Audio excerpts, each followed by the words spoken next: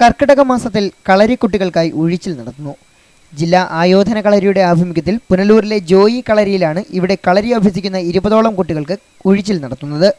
7 വയസ്സ് മുതൽ 14 വയസ്സ് വരെയുള്ള ആൺകുട്ടികൾക്കാണ് ഇവിടെ ഉഴിച്ചിൽ ചിട്ടപ്പെടുത്തിയിട്ടുള്ളത്.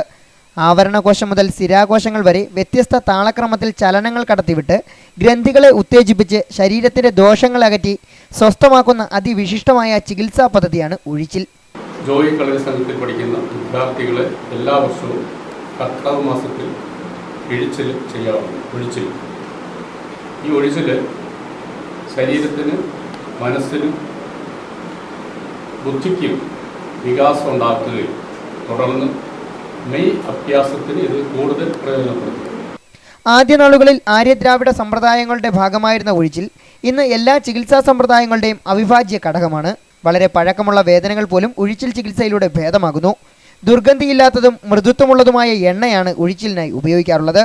ഉഴിച്ചിലിലൂടെ കുട്ടികളുടെ അസ്ഥികൾ ശരിയാവണ്ണം വികസിക്കുന്നതോടൊപ്പം വളരുമ്പോൾ ഒത്ത പൊക്കവും ബലിഷ്ഠമായ പേശികളും കുട്ടികളിൽ രൂപപ്പെടുകയും ചെയ്യും. ഉഴിച്ചിൽ ചികിത്സ ഏറെ പ്രയോജനം ചെയ്യുന്നുണ്ടെന്ന് ചികിത്സയ്ക്ക് വിധേയരായ കളരിക്കുട്ടികൾ പറയുന്നു.